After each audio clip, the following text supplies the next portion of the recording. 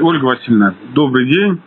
Да, добрый, Александр. Ольга Васильевна, чтобы наши слушатели, зрители знали всю подноготную, чтобы не думали, что мы что-то скрываем, я сразу скажу нашим зрителям, что мы с вами несколько часов назад связывались, вы мне позвонили и предложили поведать, так сказать, народу о том, что происходит на радио «Аврора». Да, Александр, я просто на самом деле изначально я хотела записать, чтобы Кирилл Рычков непосредственно со мной поговорил о том ролике, который вчера он снимал, интервьюировал человека Евгения Олеговича Кобелева. Это бывший наш участник, сторонник ДЗНС, который был в Домодедовской ячейке. Но я получила, скажем так, не отказ, а почему-то Кирилл Рычков, хотя я ему назвала себя, я сказала, кто я, что я и откуда. Он почему-то подумал, что я сейчас буду, это цитирую немножко, давать комплиментарное интервью про Николая Николаевича Платошкина. Я ему объяснила, что я непосредственный участник тех событий, о которых рассказывал вчера Кобелев. Поэтому мне эта вот информация, она получена не из чьих-то рук, не кто-то мне что-то рассказывал, а я это все знаю непосредственно. Так вот, что я сразу хотела пояснить. Во-первых, меня очень возмутил тот факт, и везде вот это распространяется ложь про миллионершу Глазкову, что, дескать, мы собирали деньги, а она вот куда-то тратила. Одна женщина заявила, что та приехала вообще вся сверкающая в бриллиантах. Это бред чистой воды. 4 июня около Басманного суда 2020 года, подчеркну, когда Николая Николаевича уже привезли в суд, и Анжелика Егоровна мне тихонечко на ухо сказала: Ольга, а у меня, говорит, даже на хлеб денег нету. Понимаете? После этого я ей предложила 1000. Я говорю, на тебе хотя бы что-то поесть, там купить, хотя бы там на дорогу как-то. Она отказалась. После этого, в общем-то, я ближайшим сторонникам сказала, надо как-то помочь. Это все, конечно, пошло. И все люди, понимаете, вот, Александр, они просто добровольно, никто их никуда не принуждал. Они добровольно посылали вот эти вот пожертвования, скажем так, на помощь Николаю Николаевичу, на адвокатов, там на все вот эти вот различные экспертизы. Я сама лично с Анжеликой Егоровной ездила оплачивать эти экспертизы. И, простите, я знаю их стоимость. То есть без помощи людей, это как бы не было. Хочу еще раз подчеркнуть, для особо там считающих деньги в чужих кошельках, что Анжелика Егоровна, простите меня, питалась в этот момент пельменями, самыми дешевыми. Никакую там не кофе пила, как один мой товарищ сказал. И это, кстати, бывший студент Николай Николаевич. Не бывший, он, естественно, уже давно закончил. Он сказал, она пьет желудевый кофе. Так что о каких там миллионах ею присваиваемых, это просто полный бред и абсурд. Вот что я хочу сказать. Теперь, что касается выдвижения депутатов. Значит, он очень обиделся, что Николай Николаевич пообещал, что выдвинут там 80-100 кандидатов в Думу. Да, я подтверждаю, это было желание Николая Николаевича. И никто не виноват, что КПРФ согласовало только 7 кандидатов наших.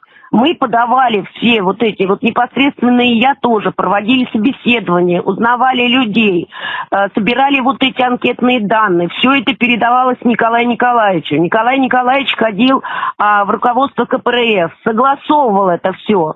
Так что вот это безосновательное такое утверждение, что Платошкин сам отшвырнул всех и выдвинул там Левашову, Митрофанову, там Булка Максим был у нас. Он даже мне предлагал, представляете? Мне предлагал тоже пойти кандидатом в Госдуму.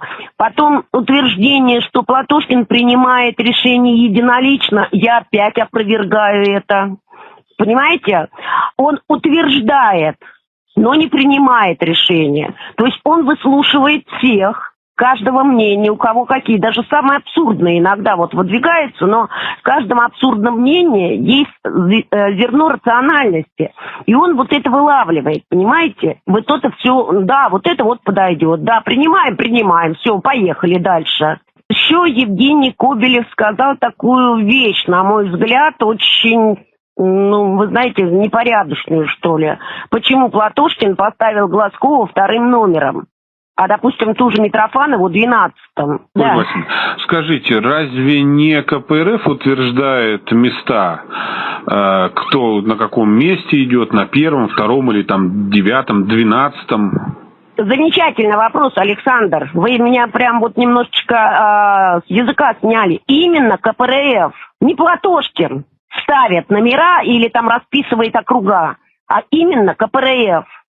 Теперь, что касается такой упрек, и я уже слышала и не единожды, а почему Платошкин не пошел в Мосгордуму, а сразу вот полетел в Хабаровск?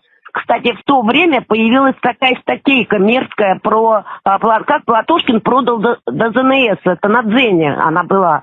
Так вот, господа, которые вот это все утверждают, опять же, я подчеркну, что это не понаслышке. Я была непосредственным вот свидетелем тех событий и принимала в них участие.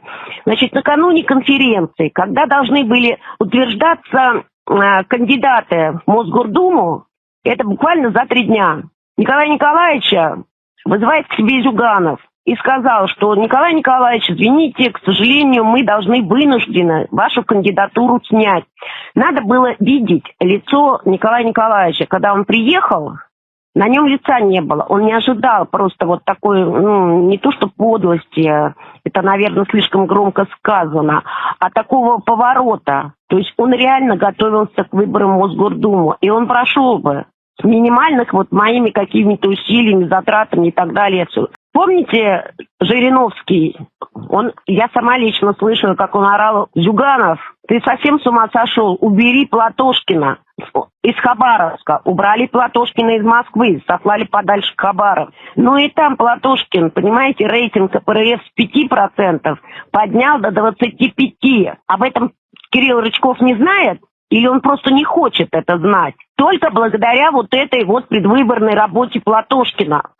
Если Платошкин за что-то берется, он доводит дело до конца, и он отдает себя всего самого, а не идет за чьей-то спиной или где-то отсиживается. Вот это я хочу подчеркнуть. Ну, есть вот слухи, что якобы Платошкин метил на место Зюганова в КПРФ.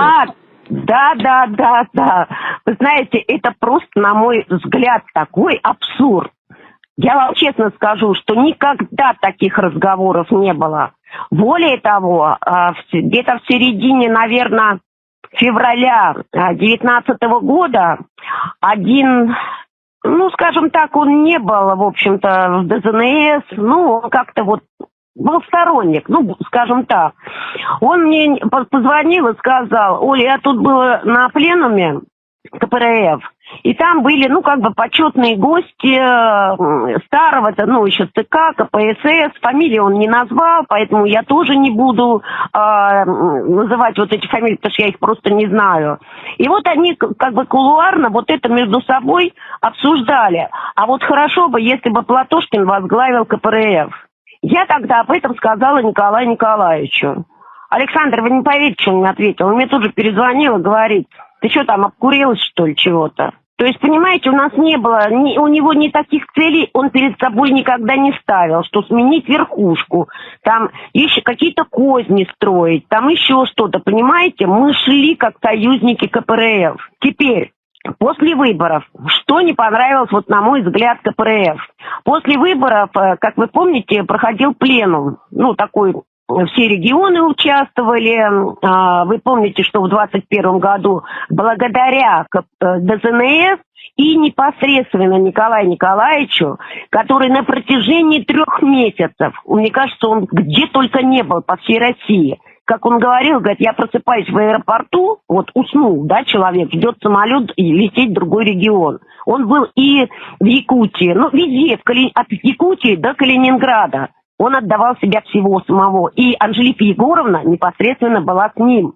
И он говорит: я не понимал вообще, в каком городе я нахожусь. Ну, понимаете, человек вот когда просыпается, и вот он устал. Вот так работал Николай Николаевич. И вот проходит этот пленум, все, как говорится, вот, какие мы замечательные, какие все хорошо. Никто, понимаете, не сказал спасибо ДЗНС. Никто. И вот дали слово Николаю Николаевичу.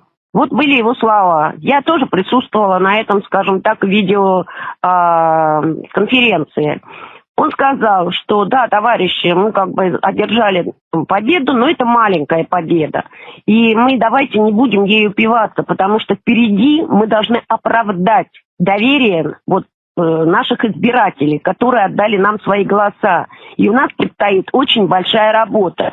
То есть он, понимаете, он не говорил там слава КПРФ, слава там ЦК, какие мы все молодцы, то есть не успевался успехом. Он говорил, что работать надо. Вероятно, это кому-то не понравилось. Вот вчера еще, что меня больше всего резануло, и мне непосредственно в сегодняшнем разговоре Кирилл Рычков сказал, что он честный журналист, что он говорит прямо, что он будет бороться с Платошкиным, чтобы Голоскову больше не допустили до выборов. Вот его были слова. Александр, это как вообще, вот как это все расценить? Ну, то есть я бы хотел у вас то же самое спросить. А я хотела бы ему тоже, но, к сожалению, я так поняла, что разговор с ним не получится. Он настроен на одно, я совершенно на другое. Я на объективность, а он, значит, то, что не должен Платошкин там находиться где-то во власти. Да, хорошо. А почему он как-то мотивировал свои слова, аргументировал? Ну, пригрели, скорее всего, вот опять же, это вот с чьих-то слов, понимаете, он сделал такие выводы. Вот, во-первых, по то, что Платошкин хочет занять место Зюганова, то, что Платошкин там рвется во власть, там только за своими какими-то амбициями. Да поверьте мне, он даже когда приехал вот из Хабаровска, да, он там занял 2-е место. Первый вопрос, который он мне задал, вот у нас Сережа Савастьянов здесь вот прошел. А поблагодарил ли Савастьянов вот наблюдателей, агитаторов, которые были? Я сказала нет. Так вот Николай Николаевич тогда мне сказал, собери, пожалуйста, всех, и он сам людей поблагодарил. Это как расценить все? А товарищ Рычков у нас теперь будет бороться. И я хотела бы, наверняка кто-то будет слушать Красное радио, да, вот из них. Я хотела бы задать вопрос, так кто разрушает-то вот это левое вообще объединение, как они говорят, союзничество, там еще что-то? Платошкин или товарищ Рычков? Или еще кто-то? Так что выводы, должны сделать каждый сам для себя. Я говорю только ту информацию непосредственно участников, в которой я была. И да, еще товарищ Кобелев упомянул Струкова. Якобы его назначил Николай Николаевич. Бред сивой воды. Струкова предложила я. Это вот, Александр, это то, что я помню. На самом деле там 1,5-часовое интервью, скажем так, ни о чем. Ни о чем. Там больше половина, информация такая, высосана из пальца. Скорее всего, что вот Кобелеву ее кто-то рассказал или так преподнес, что он сделал свои выводы. Да, он говорил свои выводы, но не объективные. Это не та информация. Ольга Васильевна, слушая вас, у меня возникает ясное понимание того, что, в принципе, тогда все, что говорил гость Рычкова, является вымыслом. Тогда возникает логичный вопрос, а цель какая? Зачем это все делается? Вы знаете, мне еще следом за вами у меня возникает вопрос. А почему вот столько времени, 4 года, он молчал? Кобелев, он молчал, он ни о чем не говорил. А тогда, когда начинается сейчас возня на предыдущие выборы в Госдуму, вдруг это все выползает откуда-то. Мне кажется, это просто конкретная дискредитация Глазковой по непонятной для меня причине, чтобы она не выдвигалась. А в чем, что она сделала, что она конкретно Глазкова им сделала? Она нагрубила или что она сделала? Она работает как депутат, она помогает людям. К ней обращаются, она помогает. И, кстати говоря, наверное, не все, может быть, но допустим, близкие мои товарищи, они знают, что сейчас происходит в моей семье. Анжелика Егоровна мне позвонила и спросила, чем помочь. Чем она мне поможет? В общем-то, ничем. То есть она не загордилась куда-то, она не куда-то... это твои проблемы, решай сама, либо пиши мне запрос, либо еще что-то такое. То есть это не было. Левашова и Митрофанова, вот им давай кости перемывать. Так вот, товарищ Рычков, я тоже хочу сказать. Левашова и Митрофанова, после того, как Платошкину, все, вот обрубили доступ в связи с арестом в интернет, как они, как могли, продолжатели дела, как бы, Платошкина, понимаете, они информировали о ходе следствия. А Анжелика Егоровна там выступала. Там выступали люди, кстати говоря, из других партий в поддержку Николая Николаевича. Вот, теперь, что касается Евгения Юрьевича, это вот самый, наверное, больной вопрос, и у многих он возникает. И Александра Ивановича Клопотидзе. Они поддерживали. Евгений Юрьевич непосредственно тоже принимал участие. Но что после, когда вот уже прошли все суды, все вынесен приговор, Николай Николаевич вышел, условно, на свободу, хотя это трудно назвать свободой, Евгений Юрьевич и Александр Иванович, вот Александр Иванович Клопотидзе непосредственно, я ему людей наиболее подкованных, он обещал, скажем так, сделать идеологическую составляющую для ДЗНС. Понимаете, да, о чем я говорю? Не устав, не программу, а именно по идеологии, как бы, да. Я ему людей добавляла, связывала, которые, тоже могли ему пригодиться в помощь. Простите, мы до сих пор это ждем. Он так не выполнил своего обещания. Я не знаю почему, хотя на тот момент отношения были хорошие. Теперь, что касается платного фестиваля «Аврора», из-за которого, как думают, начался весь сыр-бор. Во-первых, Николай Николаевич не собирался там выступать. Я думаю, что на тот момент он знал, что фестиваль будет платный. Да, я согласна, надо оплачивать там какой-то зал, надо вот это вот организационные моменты, надо афиши, надо то, все, на все нужны деньги. Я согласна. Но, значит, опять мой приятель, когда ему Евгений Юрьевич позвонил, и он повез его на этот фестиваль, так как тяжело было Евгению Юрьевичу добираться. Человек больной, понятно. Ему задали вопрос: Евгений Юрьевич, а что Платошкина не позвали на этот фестиваль?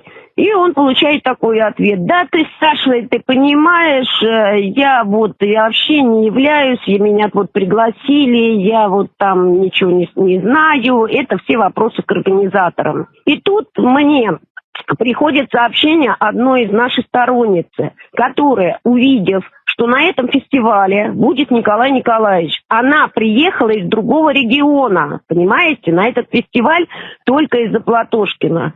И каково же было мое удивление, когда я услышала, что входной билет стоил 5000 рублей на тот момент. А представляете, сколько таких облапошенных приехали, чтобы поговорить с Платошкиным?